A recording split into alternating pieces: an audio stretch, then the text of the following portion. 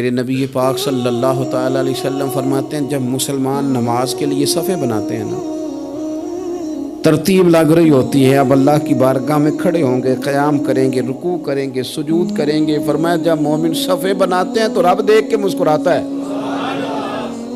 مسکراتا ہے۔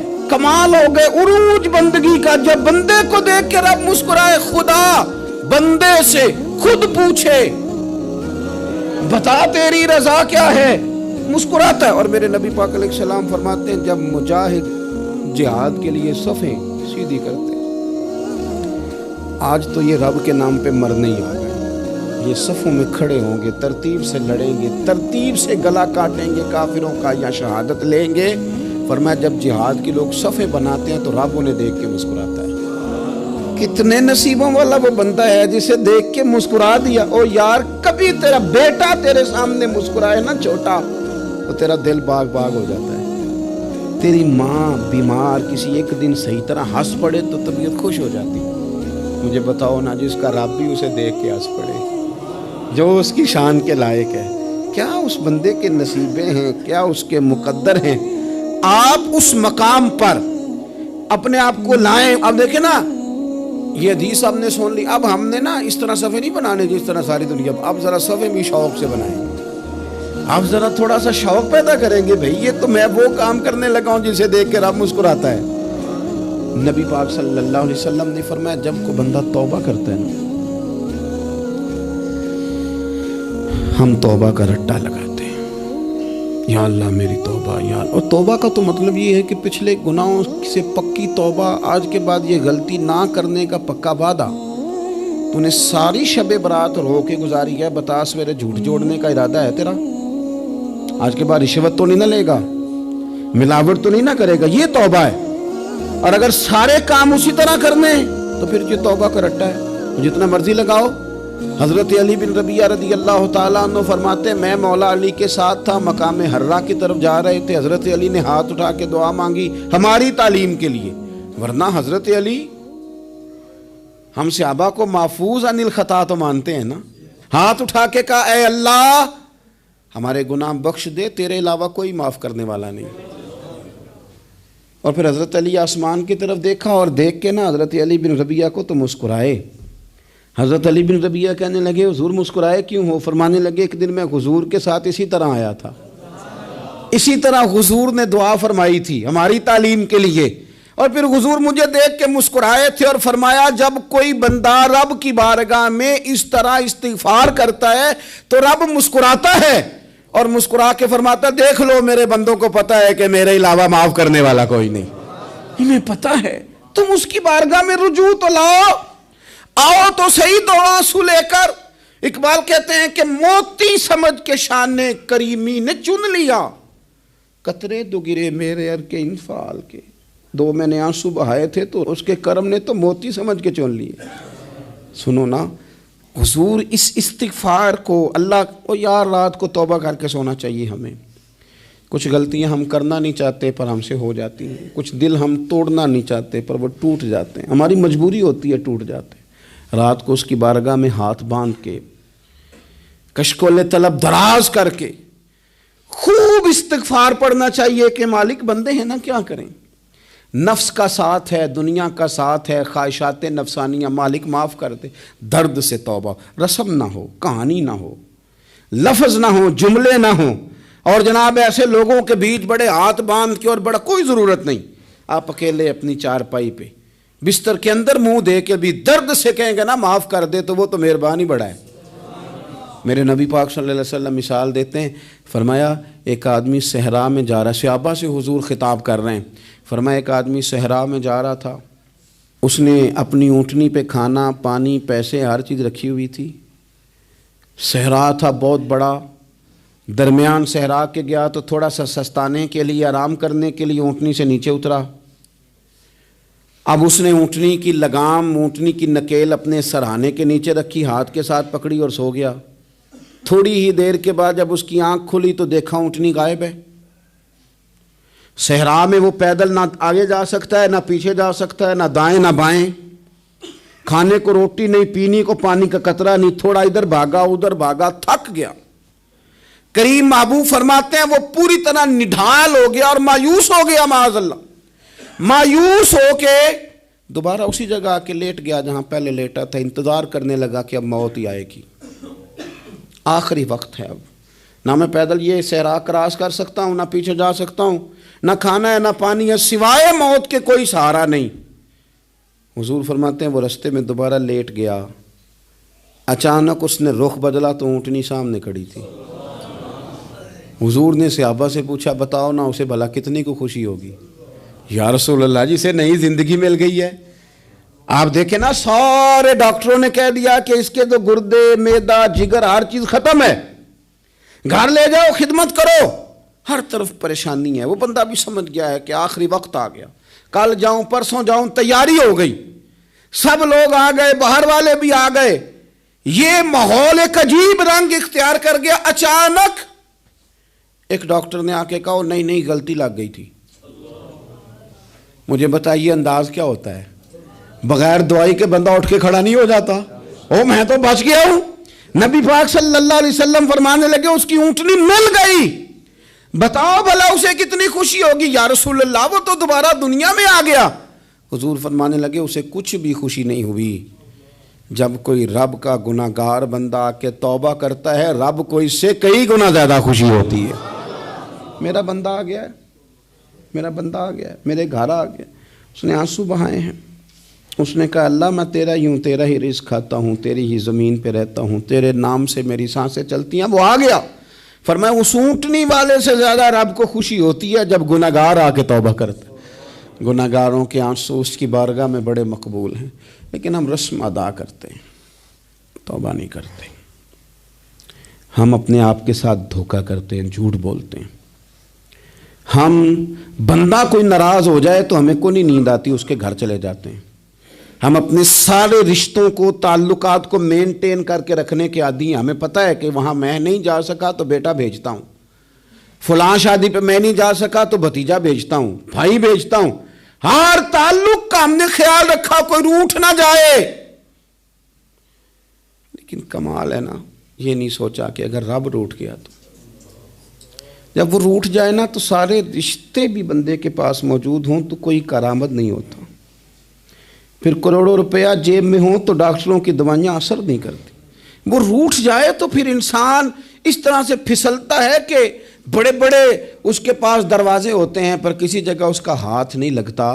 خدا را خیال کریں، دنیا روٹھتی ہے تو روٹھ جائے، رب رسول ناراض نہ ہونے پائیں، اس کا خیال کریں۔ حضور فرماتے ہیں وہ مسکراتا ہے، اسے خوشی ہوتی ہے جب کوئی اس کا بندہ اس کی طرف رجوع کرتا ہے۔ میرے عزیزو، رسول پاک صلی اللہ تعالی علیہ وسلم نے ان لوگوں کے تذکرے کیے جنہیں دیکھ کے رب مسکراتا ہے۔ ہم نا گناہ گاروں پر بھی فتویٰ دینے میں جلدی کرتے ہیں اور نیکی پر بشارت دینے میں بھی جلدی کرتے ہیں، حالانکہ یہ ہماری ذمہ داری نہیں۔ پتہ نہیں اللہ تعالیٰ کس کو کب توفیق توبہ دے کے اپنے قریب کر لے، لیکن بڑی جلدی ہے، بڑی جلدی فتویٰ دینے میں۔ اور یہ فتویٰ صرف مفتیوں کا نہیں رہ گیا، یہ میری طرح کے، آپ کی طرح کے ڈھیروں لوگ ہیں جنہوں نے جیبوں میں فتوے ڈالے ہوئے۔ بھئی آپ نے کیوں ذمہ داری لے لی ہے جنت میں داخل کرنے کی اور نکالنے کی؟ یہ تو میرے رب کریم کا کرم ہے، وہ جس کو چاہے جب چاہے جتنا چاہے عطا کرے۔ لیکن کچھ لوگ نا بڑے پکے ہو گئے ہیں کہ شاید جو میں سوچ رہا ہوں وہی درست ہے۔ کبھی کبھی کچھ چیزیں عجیب بھی ہوتی ہیں، لہذا خدا کی رحمت پر بھروسہ کر کے بات کرنی چاہیے، اپنی مرضی کے فتوے نہیں داغنے چاہیے۔ وہ دیکھو جی فلانا بندہ یوں کر رہا ہے، آپ کو پتہ ہی نہیں پوری بات کا، آپ کو علم ہی نہیں پوری بات کا۔ حضرت بہاءاللہ نقشبند بخاری رحمۃ اللہ علیہ فرماتے ہیں میں حج کرنے گیا تو وہاں میں نے ایک آدمی کو کروڑوں کا کاروبار کرتے دیکھا تو میرے دل میں خیال ہے یہاں بھی اللہ اللہ کرنی چاہیے تھی، دنیا داری کر رہا ہے۔ لیکن فرماتے ہیں حج سے فارغ ہوئے تو میں نے دیکھا وہی بندہ سارا کچھ رب کی بارگاہ میں خیرات کر رہا ہے، اور سینکڑوں غریب حاجی ہیں جن کو پورے خرچے دے رہا ہے۔ تو میں نے وہیں اپنی سوچ سے توبہ کی کہ میں کہاں تھا۔ بڑی جلدی کھڑے نہ ہو جائیں۔ حضرت حسن بصری رحمۃ اللہ تعالیٰ علیہ ارشاد فرماتے ہیں کہ میں دریا کے کنارے گیا تو وہاں میں نے ایک شخص کو دیکھا، وہ اپنی ایک خاتون کی گود میں سر رکھ کے بیٹھا اور قریب ایک بوتل بھی پڑی ہے۔ میرے دل میں معاذ اللہ خیال آیا کہ دیکھو کس انداز میں ایک عورت کے ساتھ یہ ہے، اور پاس بوتل بھی پڑی ہے، جانے شراب ہے۔ کہتے میں سوچ ہی رہا تھا کہ اچانک کہ کشتی آ رہی تھی دریا میں، وہ ہچکو لے کھائے، کشتی میں 4-5 لوگ تھے، وہ دریا میں ڈوبنے لگے۔ وہ آدمی تیزی سے اٹھا، دریا میں چھلانگ لگائی، پہلے ایک کو نکالا، پھر دوسرا نکالا، پھر تیسرا نکالا، ایک بندہ رہ گیا۔ کہنے لگا حضور مجھے تو آپ نے گناہ گار سمجھا ہے، میں تو بڑے غلط انداز میں یہاں بیٹھا ہوں، آپ نے جو سوچا، چلیں یہ چوتھا بندہ آپ نکالنا ہے، کرے نا یہ کام، کرے نا یہ کام۔ بڑے بھولے بھالے، بڑے اللہ والے، ریاض آپ کو بس ہم ہی جانتے ہیں، اتنی جلدی فتویٰ۔ حضرت حسن بصری فرماتے ہیں میں پشیمان ہوا، میں نے کہا مجھے تیرنا نہیں آتا، تو دیر نہ کر، چوتھا ڈوب نہ جائے۔ کرتے اس نے چھلانگ لگائی، چوتھا بھی نکال لایا، اور کہنے لگا حضرت آپ نے جلدی کی سوچنے میں، یہ بی بی میری ماں ہے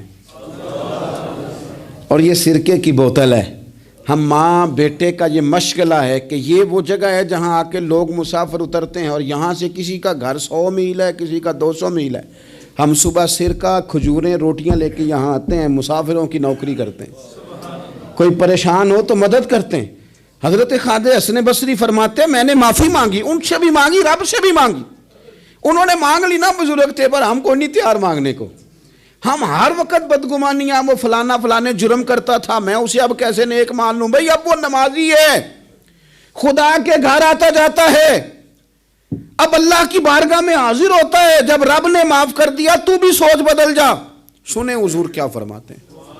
نبی پاک صاحب الاخلاق صلی اللہ تعالی علیہ وسلم فرماتے ہیں، مسند امام احمد بن حنبل دیکھیے، فرمایا رب اس وقت بڑا ہی مسکرائے گا جب قاتل بھی جنت میں جائے گا، مقتول بھی جنت میں جائے گا۔ یا رسول اللہ مقتول تو گیا، یہ قاتل کیسے چلا گیا؟ حضور فرماتے ہیں جائے گا، اور جائے گا اور رب مسکرائے گا، جو اس کی شان کے لائق ہے۔ یا رسول اللہ کس طرح؟ تو نبی پاک صلی اللہ علیہ وسلم فرمانے لگے اس نے ایک مومن کو قتل کیا تھا، وہ شہید ہو کے جنت میں چلا گیا، اب اللہ نے بعد میں اسے توبہ کی توفیق دے دی۔ پہلے اس نے کلمہ پڑھا، پھر یہ میدان میں اترا، کافروں سے لڑا، یہ شہید ہوا، رب نے اسے بھی جنت دے دی۔ قاتل بھی جنت میں، مقتول بھی جنت میں، اور بات اتنی انوکھی ہے کہ رب دیکھ کے مسکرا رہا ہے، جو اس کی شان کے لائق ہے۔ ہم جلدی میں ہیں، ہم انتظار نہیں کر رہے کہ شاید توبہ کر جائے، ہم انتظار نہیں کر رہے، لیکن میرے عزیز اتنی جلدی نہ کریں۔ سوچوں کا صاف ہونا، ذہنوں کا پاک ہونا، اور لوگوں کے بارے میں گمان کا اچھا ہونا۔ آپ کسی نفسیات کے ڈاکٹر کے پاس چلے جائیں، اسے کہیں ٹینشن بڑی ہے، میں ان کے مضامین پڑھتا رہتا ہوں، وہ سب سے پہلا سبق آپ کو یہ پڑھائیں گے کہ اچھا سوچا کریں۔ اچھا سوچنے سے بندہ تندرست رہتا ہے۔ کس سے بندہ تندرست رہتا ہے؟ ہیں جی واقعی، یعنی اس والے پڑوسی کے بارے میں بھی اچھا سوچنا ہے، گھر میں اس والے کے بارے میں بھی، چھوٹے بھائی کے بارے میں بھی اچھا سوچنا ہے، اور بڑے کے بارے میں بھی اچھا ہی سوچنا ہے۔ یعنی اپنی برادری قبیلے کے بارے میں بھی اچھا سوچیں، جو قبیلے کا نہیں اس کے بارے میں بھی چلیں تھوڑا سا اچھا سوچ لیں۔ اپنے بارے میں تو اچھا سوچا ہے بڑا، میں کہتا ہوں کہ ہم اپنی غلطیوں سمیت اپنے آپ سے بڑا پیار کرتے ہیں، اور دوسرے کی ایک غلطی نظر آ جائے تو ہمیں گھین آنے لگ جاتی ہے۔ آپ جلدی نہ کریں، مالک نے موقع دیا ہے بندوں کو، نہ وہ کسی کا رزق چھین رہا ہے، نہ سانسیں چھین رہا ہے، وہ اپنی زمین پہ چلنے بھی دے رہا ہے، رہنے بھی دے رہا ہے۔ تو جب اس نے موقع دیا ہے آپ بھی تھوڑا موقع دیں، اللہ بڑا کریم ہے، دروازے کھولے گا، اس کے بندے اس کی بارگاہ تک پہنچیں گے۔ بدگمانیاں، اور پھر بدگمانیوں کا عروج، اور اس لیول تک جا کے بات کر دینے کا جہاں سے خوف آئے کہ یار یہ بات نہیں کرنی چاہیے تھی۔ رسول کائنات سرور دو عالم صلی اللہ تعالی علیہ وسلم فرماتے ہیں کہ اللہ مسکراتا ہے۔ دیکھو ہمارے ہاں نا ایک اور بھی مسئلہ بن گیا ہے، میں نے کچھ لوگوں کو نا پکا، میرے پیارے ہیں، محبت ہے مجھے، تو میں چونکہ آپ میری کلاس ہیں، میں مشاہداتی اور تجرباتی باتیں بھی کر لیتا ہوں، اسی کی روشنی میں کئی دفعہ گفتگو بھی تیار کرتا ہوں۔ کچھ لوگوں نے نا پکا ذہن بنا لیا یہ کہنے کا کہ ہاتھ بڑا تنگ ہے، پکا، آپ جس وقت پوچھ لیں ان کا ہاتھ اور بڑا ہی زیادہ تنگ ہے۔ آپ یقین کریں، بہن کا جو خاوند ہے وہ کہہ رہا ہے جا حصہ لے کے آ، تیرے بھائیوں کی کمائی تو نہیں، تیرے ابا کی ہے، لے کے آ۔ وہ بیچاری اس کی منتیں کر رہی ہے، کہتی ہے اگر جاؤں گی نا تو وہ کہیں گے حصہ لے جا، آج کے بعد ہمارے گھر نہ آنا، میرا دروازہ نہ بند کرو، مہربانی کرو۔ اور بھائی سے بات کرتی ہے تو کہتا ہے ہاتھ ہی بڑا تنگ ہے، جب ٹھیک ہوگا تو دے دوں گا۔ نہ کریں یہ ظلم۔ ہمارے اپنے تڑپتے رہتے ہیں اور ہماری دولتیں اندر پڑی رہتی ہیں، ہمارے اپنے چھوٹی چھوٹی ضروریات کے لیے پریشان ہوتے ہیں، لیکن ہم بڑے بڑے بہانے ہیں ہمارے پاس، کہتے ہیں یہ نکما ہے، یہ نکھٹو ہے، یہ کام نہیں کرتا، اس میں فلانا ہے، فلانا ہے، لہذا میں نے نہیں ساتھ چلنا۔ اظہار جب آپ کے اندر پیدا ہوتا ہے نا، اظہار جب کسی کے لیے آپ حساس ہوتے ہیں تو آپ کو بھی سرور حاصل ہوتا ہے۔ نہ کریں یہ کام کہ آپ کو اللہ نے وسعت دی ہے اور ہر وقت آپ ہاتھ تانگ ہونے کا رونا رو رہے ہیں، ہر وقت آپ یہ کہہ رہے ہیں میں بڑی آزمائش میں ہوں، جب خدا نے آپ پہ نہیں ڈالی تو اتنے جھوٹ بولنا صرف اس لیے کہ میرے پیسے بچ جائیں، صرف اس لیے کہانی سنانا کہ حالات میرے بڑے خراب ہیں کہ کوئی بندہ میرے سے کوئی تھوڑا بہت قرض نہ مانگ لے۔ سنو، نبی پاک صلی اللہ علیہ وسلم کے پاس مہمان آ گیا، بخاری مسلم ہے، حضور نے ازواج مطہرات کے گھروں میں پیغام بھیجا، کچھ چیز ہے ضیافت کے لیے؟ یا رسول اللہ کچھ بھی نہیں، یہ دو جہاں کے شاہ ہیں اور پاس کچھ رکھتے نہیں، دو جہاں کی نعمتیں ہیں ان کے خالی ہاتھ میں۔ یا رسول اللہ کوئی چیز بھی نہیں۔ حضور نے صحابہ کے مجمع پہ نظر ڈالی، یا رسول اللہ صلی اللہ علیہ وسلم حکم ہو، تو حضور فرمانے لگے تم میں سے کوئی بندہ ہے جو اسے گھر لے جائے روٹی کھلائے؟ ایک صحابی اٹھے فوراً، حضور میں لے کے جاتا ہوں کھانا کھلاتا ہوں۔ فرماتے ہیں میرے گھر میں صرف بچوں کا کھانا تھا، یہ نہیں کہ فریزر بھرا ہوا ہے نعمتوں سے، صرف بچوں کا کھانا، یہ نہیں کہ کسی کو دیکھ کے اپنی ہنڈیا پہ برتن دے لیا، صرف بچوں کا کھانا۔ کہتے ہیں گھر گیا، بیوی سے کہا کیا کیفیت ہے؟ کہنے لگی بچوں کی روٹی ہے۔ میں نے کہا بچے سلا دے، صبح ناشتہ کر لیں گے۔ تو کہنے لگی آپ کیا کھائیں گے؟ تو میں نے کہا نہ میں کھاؤں گا نہ تو کھائے گی، مہمان جو نبی پاک کا ہے۔ کہا اچھا، اب ذرا تجویز دیکھو میاں بیوی کی سوجھی آپس میں۔ کہتے ہیں کھانا لگا دینا، کیونکہ ایک آدھ بندے کا کھانا ہے۔ اپنی غربتوں کا ہر جگہ اظہار کرنا، رونا، یہ دیکھو غربت کیسے چھپائی جا رہی۔ اس کو کہا نہیں کہ چل تو تھوڑا رحم کھا، تو آیا ہے تو تھوڑا رحم کھا، یہ نہیں کہا اٹھ کے نا تو کھانا رکھنا اور اٹھ کے نا چراغ ٹھیک کرنے کے بہانے بجھا دینا۔ ہم دنیا والوں کے سامنے کیوں اپنے دکھ بیان کریں؟ ہم جو کہیں گے رب رسول کی بارگاہ میں کہیں گے۔ تو نا چراغ ٹھیک کرنے کے بہانے، اہلیہ اٹھی، کھانا دینے کے بعد چراغ ٹھیک کرنے کے بہانے بجھا دیا۔ خامد بھی ہاتھ چلاتے رہے، بیوی کبھی برتن رکھتی کبھی اٹھاتی، پتہ چلے کہ کھانا کھا رہے ہیں، کھانا کھایا جا رہا ہے۔ کہتے ہیں مہمان پیٹ بھر کے کھانا کھا گیا۔ یہ کام ہوا رات کے اندھیرے میں، اس وقت ہوا جب چراغ بھی بند تھا، اس وقت ہوا جب کوئی دیکھنے والا نہیں تھا، کسی پڑوسی کو بھی خبر نہیں تھی۔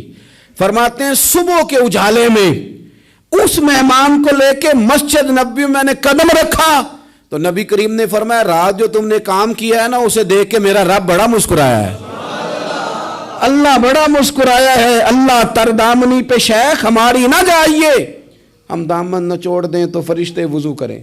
یہ شان ہے صحابہ کی۔ نبی کریم علیہ السلام نے فرمایا رب رات مسکرایا تیرا یہ انداز دیکھ کے، اور اس نے قرآن نازل کیا وَيُؤْثِرُونَ عَلَىٰ أَنفُسِهِمْ وَلَوْ كَانَ بِهِمْ خَصَاصَةٌ۔ کچھ لوگ وہ ہیں جنہیں بڑی بھی ضرورت ہو تو دوسروں پر اثار کر دیتے ہیں، قربانی دے دیتے ہیں۔ رب مسکرایا ہے، اندر پیسے رکھے ہوئے ہیں، اندر پیسے رکھے ہوئے ہیں، اور بہن آ کے منت کر رہی ہے کہ بھائی حالات بڑے خراب ہیں، تھوڑی سی مہربانی کر۔ تو کہتے ہیں بہن پردہ یہ ہے بس، کیسے بتاؤں تجھے حالات، تجھے کیا بتاؤں کام کتنی مشکل سے چلتا ہے، یہ پردہ یہ بس۔ بہرحال اگر تو نے کہا ہے نا 50,000 تو میں زیادہ نہیں، کوئی 20 کو دے دوں گا تجھے، وہ بھی خاصی نیکی کر کے، وہ بھی بتا سکھا کے۔ رات اماں پہ علیحدہ سے احسان چڑھاؤں گا، ابا پہ علیحدہ سے چڑھاؤں گا کہ تمہاری بیٹی کے ساتھ تعاون کر رہا ہوں، سارے علاقے کو ویسے ہی بتاؤں گا۔ اور وہ غریبنی بیچاری 20,000 لے کے گھر گئی ہے، پہ سفارشیں کر رہی ہے کہ مہربانی کرو۔ میں نے ایسے بھی دیکھے ہیں جو پہلے بیوی کو پکڑاتے ہیں، تو دے، اس لیے کہ پھر وزیر اعظم تو ڈنڈا نکال لے گا تو بڑا مشکل ہو جائے گا پھر گھر میں رہنا، لہذا وہ یہ تو آگے لگ۔ یہ کیا لہجہ ہے آپ کا؟ یہ تو کسی کو بھی دیں تو چھپا کے دینے کا حکم ہے، کسی کو بھی دیں تو ہمیں حکم یہ ہے کہ سیدھے ہاتھ سے دینا ہے، الٹے کو خبر۔ اور یہ جو بالکل ہی اپنے ہیں، ان پر تو پردہ پوشی آپ کے لیے ویسے ہی ضرورت تھی۔ میرے عزیز، رب مسکراتا ہے۔ میرے نبی پاک علیہ السلام نے یہ اعمال ہمیں بتائے جن پر اللہ مسکراتا ہے، خوش ہوتا ہے۔ اور بعض لوگوں کو حضور نے نامینیٹ کیا۔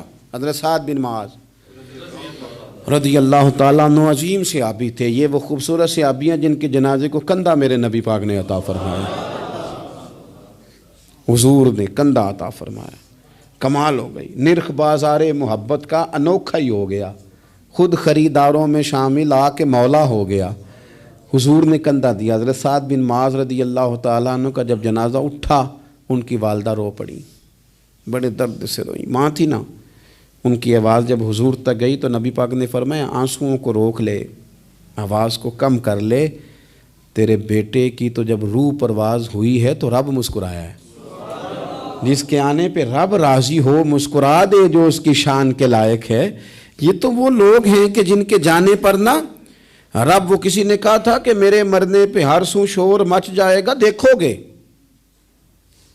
میرے مرنے پہ ہر سو شور تمہیں پتہ چل جائے گا جب ہم جائیں گے، میرے مرنے پہ ہر سو شور مچ جائے گا، دیکھو گے، اور کہنے الوداع سرکار خود تشریف لائیں گے۔